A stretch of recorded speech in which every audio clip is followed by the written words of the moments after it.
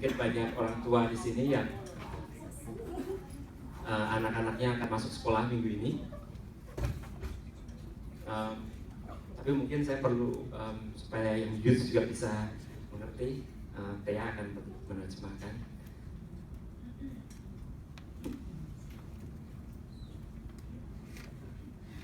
Oke, anak-anak akan masuk ke sekolah minggu ini, banyak anak yang masuk sekolah. So the kids will come back to school this week. Saya pikir kalau saya tanya ke anak-anak, And I gimana? think if I ask the kids, Excited mau masuk sekolah? how do you feel? Are you excited to go back to school? Ya, Yeah. excited ya enggak. Yeah, I'm excited. Maybe not. Kalau orang tua yang saya tanya, gimana anak-anaknya mau masuk sekolah? But if I ask the parents, Oh, how lega, excited? akhirnya anak-anak masuk sekolah They're juga. like, oh thank God, they're finally going back to school. Kayaknya lebih enak kalau anak-anak sekolah ya buat orang tua. It's easier for parents if the kids go back to school. Masalah masuk sekolah, di sini saya satu hal yang heran, orang tua biasanya ada orientasi.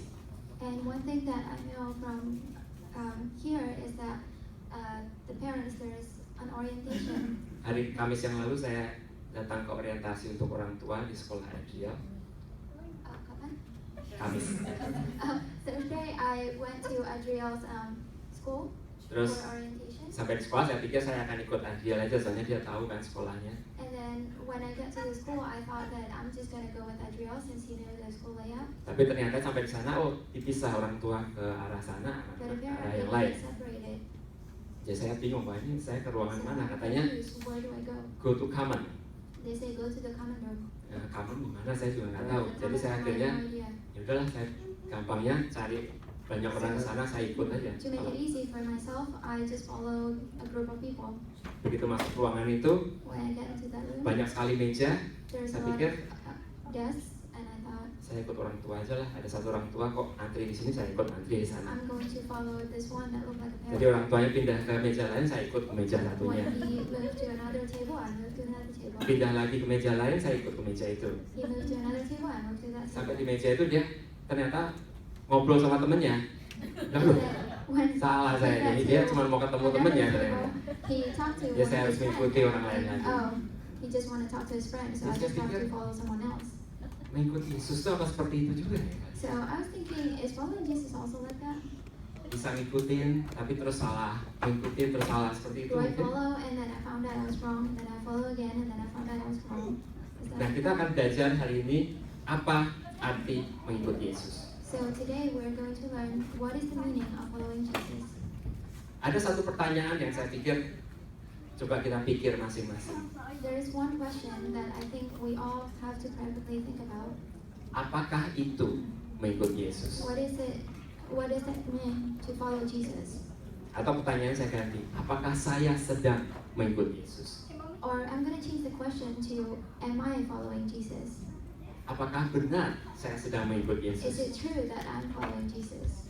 Pertanyaannya bukan apakah saya ke gereja The setiap question minggu. is not whether or not I'm going to church every week. Pertanyaannya bukan apakah saya berdoa setiap hari. The question is not whether or not I'm praying every day. Tapi pertanyaannya adalah apakah saya sedang mengikuti Yesus. The real question is, am I following Jesus? Oke, mari kita belajar dari firman Tuhan yang diambil dari Lukas pasal 5 ayat Let's 1 learn from the sampai word of 11. God, from Luke verse 5. Luke 5 verse 1. 1 sampai 11. Kita mulai dengan ayat yang pertama dulu. We're going to start from Sebelah kiri bahasa verse Indonesia, 1. sebelah kanan bahasa Inggris. Jadi yang berbahasa Inggris bisa mengerti. So for us who speak English can follow the right. Dikatakan ayat yang pertama. Pada suatu kali Yesus berdiri di pantai Danau Genesaret, sedang orang banyak mengerumuni dia hendak mendengarkan firman Allah. Ini ayat yang menarik sekali. This is a very interesting verse. Ayat 1 ini menarik karena dikatakan Verse 1 is Yesus very berdiri di pantai Danau Genesaret. It said that Jesus was standing by the lake of Gennesaret. Kenapa menarik? Why do you think it's interesting? Karena pada zaman itu Because at that time, firman Tuhan itu disampaikannya di rumah ibadah, di the word of sinagog. God is only being preached at the synagogue. Dan di sinagog biasanya hanya orang-orang yang dianggap bukan orang berdosa yang boleh masuk. And to enter the synagogue back then, you cannot be someone who is perceived as sinful. Orang berdosa nggak boleh masuk, Someone who is sinful cannot come in. pemungut cukai nggak boleh masuk. Tax collector cannot come in. Hanya orang-orang yang dianggap orang yang sudah tidak berdosa boleh masuk ke sinagog. Only someone who is perceived as pure can come in into the synagogue. Tapi Tuhan Yesus membuat terobosan yang lain. But Jesus made a different breakthrough. Tuhan Yesus menyampaikan firman Tuhan di pantai Danau Genesaret, He was spreading the word of God, standing by the lake of Gennesaret, bukan di dalam sinagog. not inside of the synagogue. Kenapa? Karena dia ingin supaya semua orang mendengar. Why? Because he wants everyone to listen. Siapa saja boleh mendengar, Whomever it is, bukan hanya orang-orang tertentu. not only specific people. Pemungut cukai boleh mendengar, Tax collector orang-orang can listen, berdosa boleh the mendengar. sinner can listen. Sayangnya banyak gereja yang seperti sinagog, right? Too bad there's a lot of church that is more like a synagogue. Banyak gereja yang seperti rumah-rumah ibadat pada zaman itu. A lot of churches are more like the places of worship. Like Rumah back ibadat then. zaman itu prinsipnya kamu harus berubah dulu, Back baru boleh then, kamu the masuk. principle is you have to change first before you can come in. Tapi Tuhan Yesus punya prinsip, But ikut Jesus' aku dulu, principle is maka that kamu you akan follow me berubah. first, then you can change. Dan kita rindu supaya ICC boleh menjadi seperti itu. And we long that ICC Terbuka buat can be siapa like saja. Jesus. We are open to everybody. Nggak perlu berubah dulu, You don't have to change first. datang dulu, datang Come pada Tuhan. first. Come first. Dan kita ingin supaya terbuka untuk semua orang. And we want you to be open to God Dan and to everyone. Tuhan Yesus dikerumuni oleh banyak orang yang ingin mendengarkan firman Allah. And Jesus was crowded by Di- the people who wants to listen. Dia mengajar karena dia tahu bahwa iman itu dimulai dengan mendengar. He teach because he know that faith is started by listening. Tadi kita lihat bahwa prinsip di rumah-rumah ibadat waktu itu, kamu harus berubah dulu baru boleh kamu masuk. We have heard that the principle from back then is that you have to change first before you can listen to the word of God. Banyak ahli-ahli Taurat, A lot of the expert of the Jewish law, pemimpin agama atau orang Farisi, the head of the church or the Pharisee people, mereka punya pandangan bahwa hubungan Tuhan dengan Tuhan itu ditentukan oleh berapa banyak mereka bisa mentaati hukum. they think that your relationship with God is based on how many laws that you can follow. Jadi kalau orang banyak melanggar hukum Taurat, oh nggak boleh masuk. So if a person have transgressed the law of God, they can't come in. Tapi Tuhan Yesus menunjukkan cara yang lain. Dia bilang yang penting itu adalah hubungan dengan Tuhan. But Jesus teach us a different thing. He said that what is important about your relationship with God is your relationship with God. Bukan masalah berapa banyak kamu mentaati atau melanggar hukum. It's not about how many laws you can follow or you didn't. Saya berpikir itu benar sekali. Seperti I think this is so true. misalkan dalam pernikahan. It's like marriage. Hari Jumat yang lalu saya waktu di jalan dengan Winnie, saya tanya ke Last dia, Friday when I was walking with Winnie, I asked her kalau dia boleh pilih suami. if she can choose a husband. Ini benar, saya tanya beneran. Yes, Winnie gak ada di I sini kan? asked her Oke. this. Saya tanya ke dia, kalau dia boleh pilih suami, If you can choose a husband, suami yang dia pilih itu seperti apa? Kalau what satu kind of husband itu yang- are you going to choose? bisa mentaati semua aturan-aturan sebagai suami, One is the one who can follow tapi nggak ada all hubungan the yang mesra satu dengan yang lain. law Pokoknya of being a husband. dia suami yang but 100% nggak pernah salah. There is no romantic relationship, just he never can do wrong. Atau yang kedua, Or the second kind of husband, yang sekali-sekali salah, he nggak often melakukan makes tugasnya mistakes. sebagai suami, He doesn't do his job as a husband, tapi mempunyai hubungan yang erat dengan dia. but have a good relationship with her. Mana yang dia pilih? Which one do you think to choose? Dia nggak mikir panjang-panjang, kalau saya yang kedua. She doesn't think a lot, and she would say the second one. Saya nggak tahu di antara yang menikah di sini pilih yang mana. I don't know between all of you who is married here, which one will you choose? Kalau misalkan bisa memilih, kayak Martin masih bisa pilih. Kalau If you can choose Misalkan- like Martin, you can still choose. ada calon istri yang 100% dia istri yang sempurna, tidak ada salah sama sekali. If you can choose a Tapi nggak perfect ada wife, rasa cinta. 100% perfect, Pokoknya but there's 100% dia no love melakukan for tugasnya you, sebagai she istri. just fulfill her duty as a Atau wife. pilih yang satunya yang Or do you sekali-sekali choose the salah, other one sekali-sekali where, lupa, sometimes tapi they do saling something wrong, mengasihi. sometimes they forget things, but she loves you very much. Kedua ya. Visiting church. Saya pikir Tuhan kita juga seperti itu ya. I feel like following Jesus and God is also Yang penting like that. bukan berapa banyak kita bisa mentaati hukum Taurat, It's not about how many laws you can follow, tapi berapa besar kita mengasihi Dia sebagai Tuhan kita. but how much love do you have for Him? Sekali-kali kita bisa salah, Sometimes we can tapi do wrong, hubungan dengan Tuhan itu jauh lebih penting but our daripada relationship with God is more important hanya than mentaati just hukum-hukumnya. following the laws.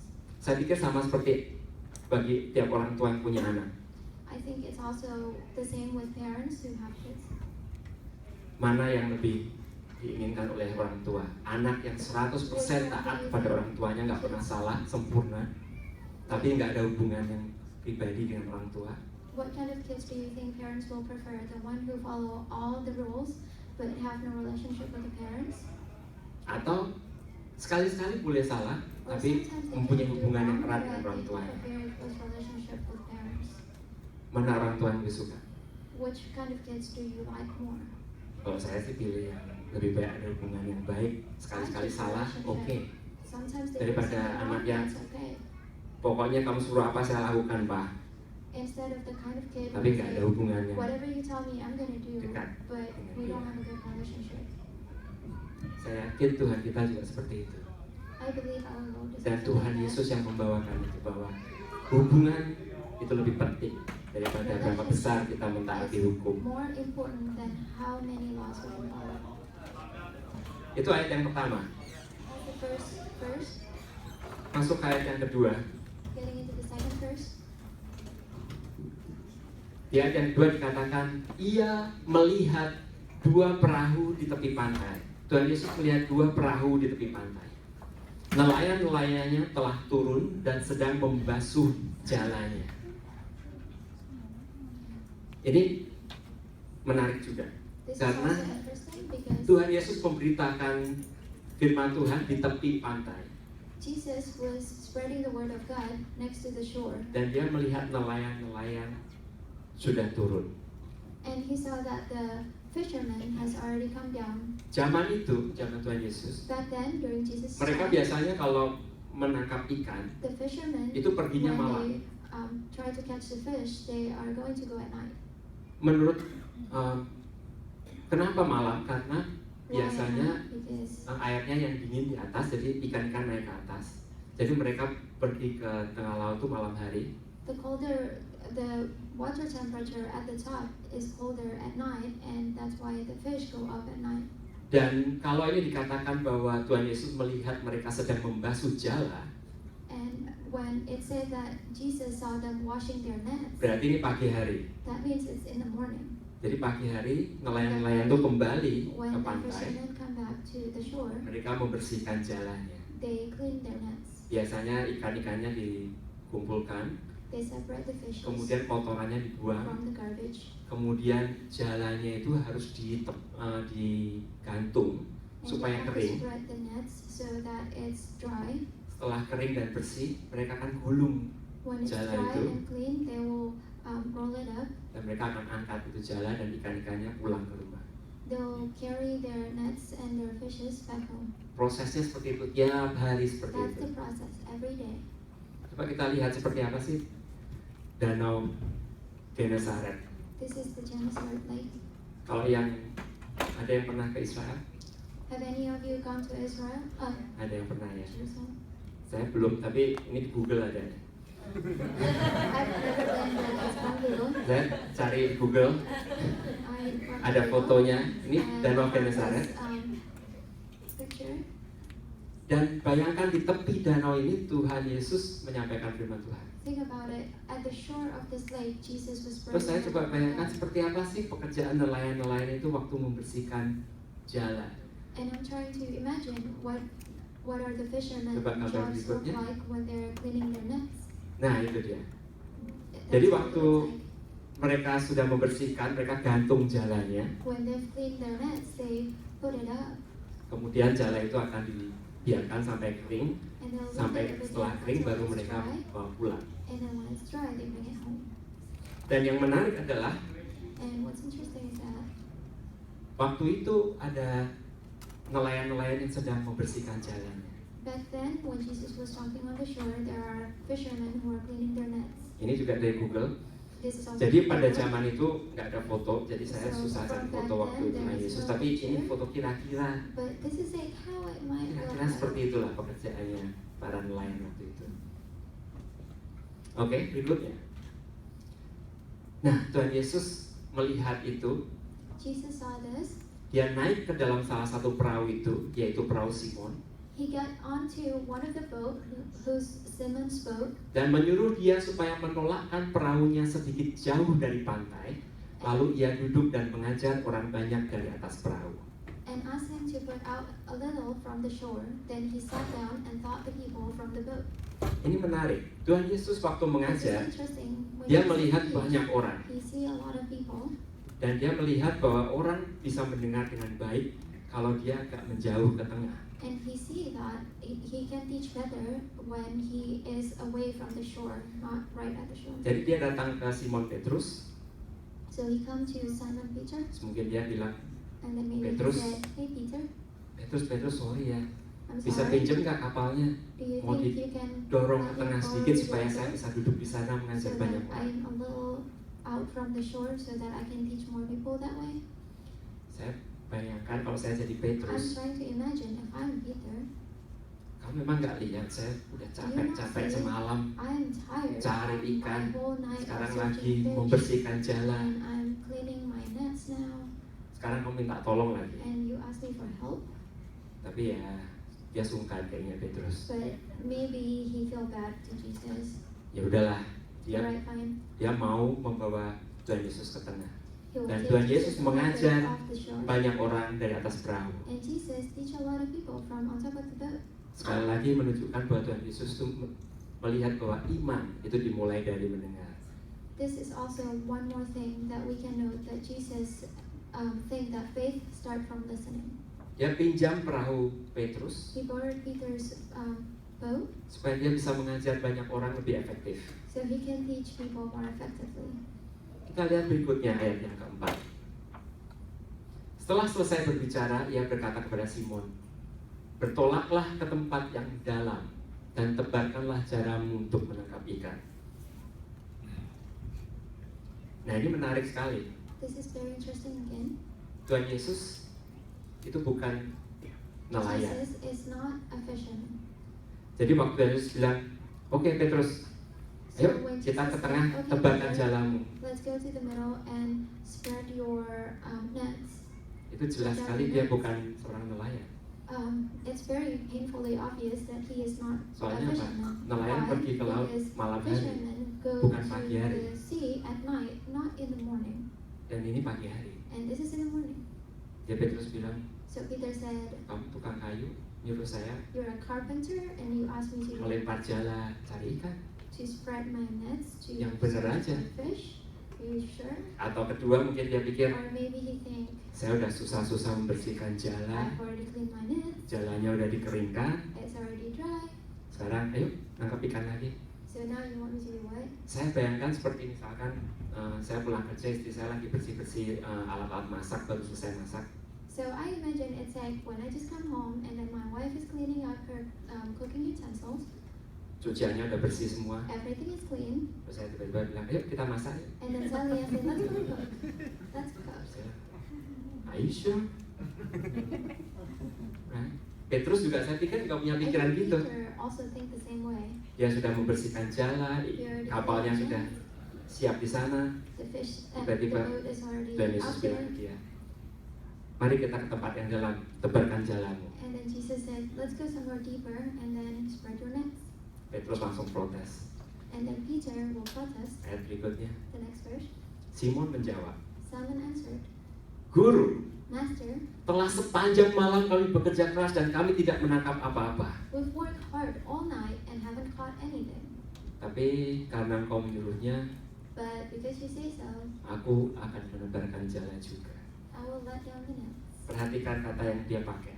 Let's take a look at the word. Simon Petrus Simon memanggil Peter Tuhan Yesus apa? called Jesus what? Guru. Master. Bagi dia adalah salah satu guru yang pintar ngajar, gitu aja. For Simon Peter, Jesus is just like another master that is another teacher.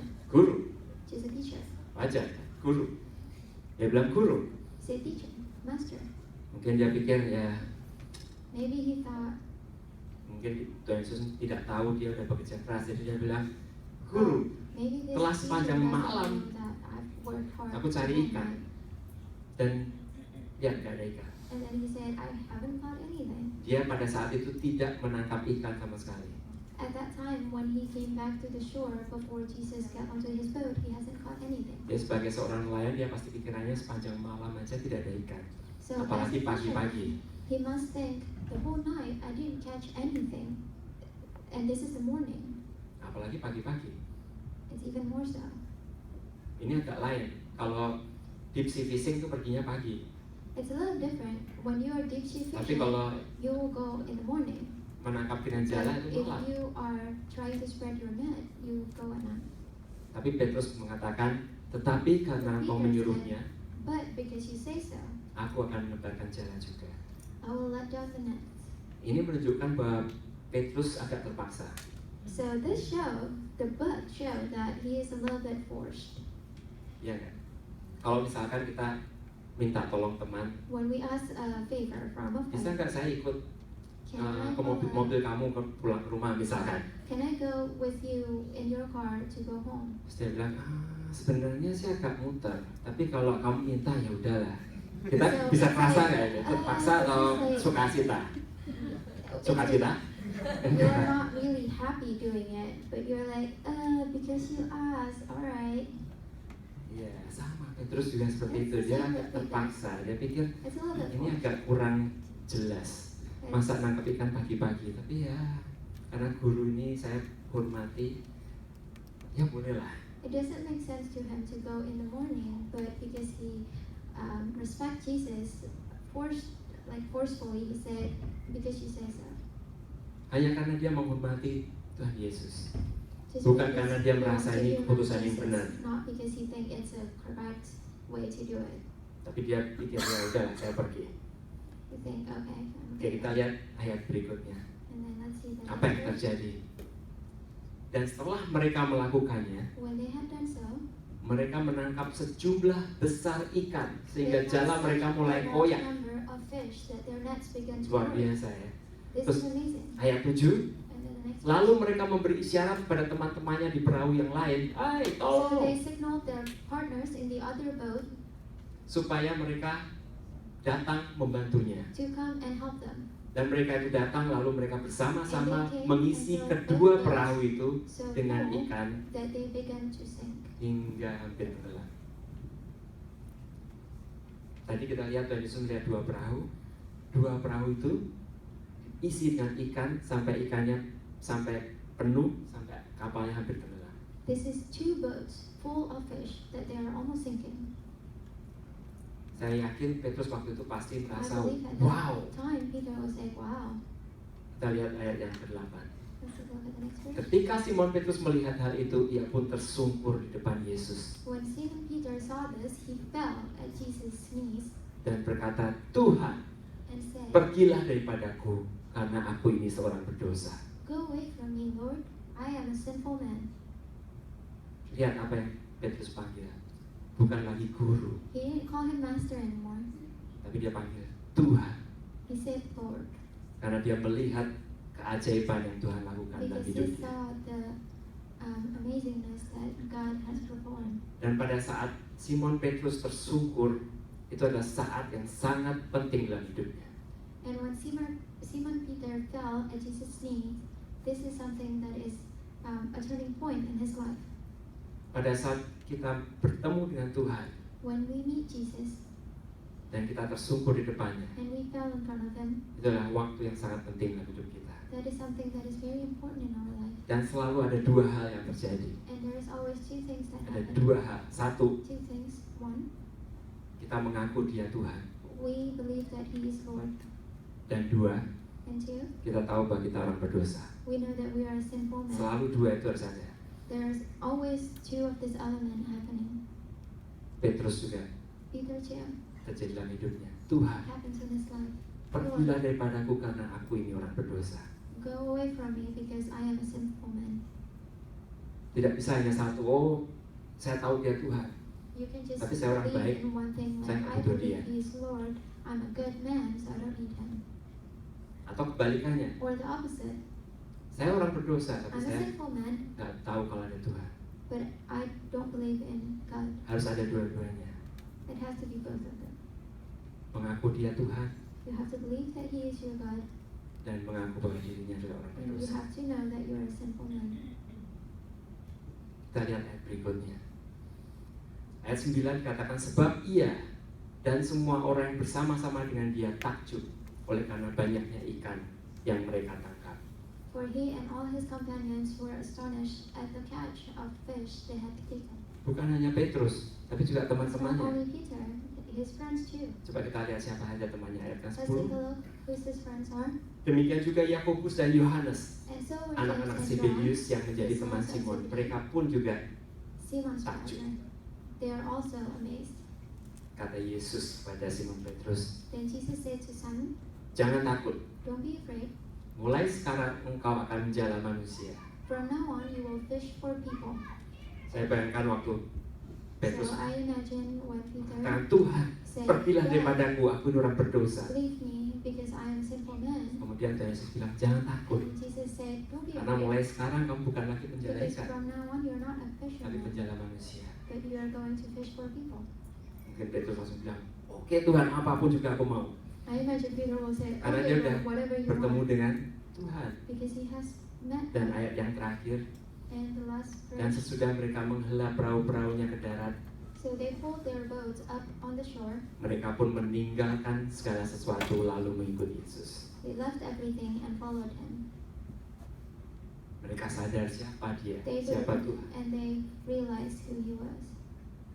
Dan ini satu perikop yang menarik sekali. And this is something that is really interesting. Setiap kita Every one of us yang mengikut Yesus, who follow Jesus, tahap-tahapnya seperti yang terjadi dalam diri Simon Petrus. we follow the same steps as Simon Peter. Coba kita lihat yang pertama. Let's take a look at the first. Apa yang terjadi dengan Simon Petrus? Dia mungkin sambil membersihkan What happened jala, with Simon Peter? Maybe he's melepaskan cleaning up kotoran-kotorannya. the nets, taking away the garbage. Dia duduk sambil He mendengar stood and he listened Tuhan Yesus. to Jesus. Jangan khawatir, Don't ada worry. dari kita yang mengikut Yesus dalam tahap ini. Who Duduk follow dan mendengar. Jesus in this Nggak step. salah, You just sit Itu tahap and yang listen. It's penting not dalam wrong. mengikut It Yesus. is a very important step. Dan banyak to orang follow Jesus. yang And di sekitar there's Tuhan a Yesus lot of waktu itu people juga who dalam tahap ini follow Jesus. duduk dan mendengar. They sit and listen. Petrus juga Peter too. duduk dan mendengar. He sit and listen. Tapi nggak berhenti di situ. But he doesn't stop there. Berikutnya The next part. Tuhan Yesus datang pada Petrus. Petrus, boleh pinjam Jesus came to perahunya Peter nggak? and then said, Peter, can I borrow Perahunya your bisa boat? dipakai nggak untuk ke Can tengah? I borrow your boat to go off the shore a little bit? Petrus ada, aduh, And then Peter capek. said, I'm sorry, Tapi udahlah. but alright. Ikut ambil bagian. He take a part. Tahap kedua, kalau sudah beberapa lama duduk dan mendengar, mungkin sudah saatnya kita maju lebih dekat. Maybe it's Oke, saya mau ambil bagian time walaupun to go to the next step, which is mungkin taking a part. ada kurang enak. Tuhan mau pinjam perahu kita. Maybe it's not something that is not it's not something that's very comfortable. God is going to borrow your boat. Mau pinjam waktu kita, He wants to borrow your time. pinjam tenaga kita, He wants to borrow your strength, pinjam energi kita, your energy. supaya firman Tuhan boleh diberitakan lebih luas. So the word of God can be spread. Ikut ambil bagian. Take a part. Kalau kita sudah duduk dan mendengar, If we sit and dan listen, Tuhan sudah mulai mengetuk, oh, and God has saatnya already kita knocked maju your lebih heart, dekat, lebih jauh, tahap yang berikutnya. it Ambil might be bagian, time for you to go to the next part. jangan khawatir. Ambil bagian, kita boleh lebih Don't maju. worry, and take the next step. Berikutnya, The next part. kalau kita lihat dari kehidupan Petrus, When we take a look at setelah dia ambil Peter's bagian, life, dan after he Yesus take a part, menyuruh dia untuk ke tengah, Jesus untuk told him menebarkan to go jalan. to the middle and spread his net. Walaupun dia pikir, Even though he think, udah semalaman dia cari ikan gak I've dapat, already searched for kenapa fish Tuhan all Yesus suruh night, dia? Tapi why dia melakukan juga. does he want him to do it in the Dan morning? itu adalah yang But he did it. tahap yang ketiga terjadi dalam hidup This is the Petrus, third part mengenal of Tuhan following secara Jesus. pribadi. You have to know God personally. Harus ada dua hal yang terjadi. Satu, dia mengenal dia adalah Tuhan. You have to know that he is God. Dan yang kedua, dia mengenal dirinya adalah orang yang berdosa. You have to know that you're a sinful man. Ini tahap yang ketiga yang penting sekali dalam This is a very mengikut important Yesus. step in knowing Jesus. To Bagi yang follow belum Jesus. mencapai tahap ini, If you haven't gotten to this part yet, maju terus. just keep on going. Tahap ini adalah tahap yang penting dalam mengikut Yesus. This is a very important step in following Jesus. Dan setelah menerima dia sebagai Tuhan dan Juru Selamat secara pribadi, ada tahap yang keempat. And after you know God personally and accept Him as your Savior, there is a fourth step. Sama seperti Petrus dan teman-temannya, dia katakan Like Peter and his friend, mereka meninggalkan semuanya dan mengikut Yesus. they left everything and followed Jesus. Sudah selayaknya setiap orang yang mengenal Tuhan dan menyadari bahwa dirinya sudah ditebus, dosa-dosanya dia akan mengatakan, Tuhan, 100% hidupku untuk Tuhan. When you realize that your sin has been erased by God, it is important that you give our whole life to Him. 100% waktuku untuk Tuhan. 100% of us, 100% of our time, 100% uangku untuk Tuhan. 100% of my money, 100% waktuku untuk Tuhan. 100% of my time, Semuanya untuk Tuhan. everything for God. Itulah tahap-tahap mengikut Yesus. This is the steps to follow Jesus. Pertanyaannya, apakah saya The sedang mengikut question Yesus? is, am I following Jesus right now?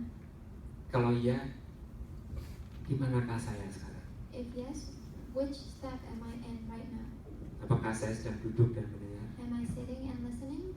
Apakah saya mulai ambil bagian? Am I already starting to take a part? Apakah saya sudah ditantang oleh Tuhan untuk mengaku Dia sebagai Tuhan Being asked by dan God Juru to Selamat know kita God secara pribadi? personally? Ataukah kita dalam tahap Tuhan, saya mau menyerahkan hidup saya sepenuhnya pada Tuhan? Are we at the part where we are being asked whether or not we want to give our whole life to God or not? Jadi kembali ke pertanyaan yang pertama tadi, So let's go back to the first question. apakah saya sedang mengikuti Yesus? Am I following Jesus? Mari kita berdoa. Let us pray. Tuhan Yesus, Lord Jesus, terima kasih Tuhan thank you, Lord, karena kesempatan yang Kau berikan kepada kami because of this chance that you've given to us untuk mengikut Engkau. to follow you. Kami tahu sebagaimana Simon Petrus We know, like Simon Peter, bergumul dan hidupnya struggle in his life ketika Tuhan datang dalam hidupnya. when God comes to his life, Demikian juga kami, setiap hidup kami, our life. kami percaya Tuhan datang dalam hidup kami. We believe that we are going to. Tuhan, kami mau mengikut Engkau ya Tuhan. We want to follow you. Tuhan, tolong supaya kami boleh maju dari tahap satu ke tahap yang berikutnya. Please guide us in following you and following your steps. Sampai suatu saat kami melihat Engkau, bertemu dengan Engkau, Until one day we are going to see you, we are going to meet you, mengakui Engkau sebagai Tuhan dan Juru Selamat kami. professing that you are our God and our Savior. Mungkin sekarang kami masih berpikir bahwa Engkau adalah guru yang luar biasa, Maybe now we're still thinking that you are an amazing teacher, guru yang mengajar hal-hal yang baik. teacher who are teaching us wonderful things. Tapi kami ingin ya Tuhan, But we want, Lord, sampai suatu saat nanti kami boleh memanggil Engkau Tuhan, until please guide us until the point where we dan can kami say sadar you are our bahwa God. kami adalah orang-orang yang berdosa That we are sinful people. yang membutuhkan Engkau dalam hidup kami. We need you in our life. Kami bersyukur untuk setiap kami yang di sini. We are thankful for all of us who are Kami here. percaya setiap kami di We sini believe all of mengikut us Engkau here ya Tuhan. are following berikan kami keberanian Please give us the courage untuk terus maju to keep on going. apapun tantangan yang ada di hadapan kami. Whatever the struggle may Kami be, boleh terus maju dan we terus can setia keep on mengikut going Tuhan. and be faithful and follow you. Terima kasih ya Tuhan. Thank you, Lord. Dalam nama Tuhan Yesus, selamat kami hidup. In the name of Jesus Christ, our Savior, Kami berdoa. we pray. Amin. And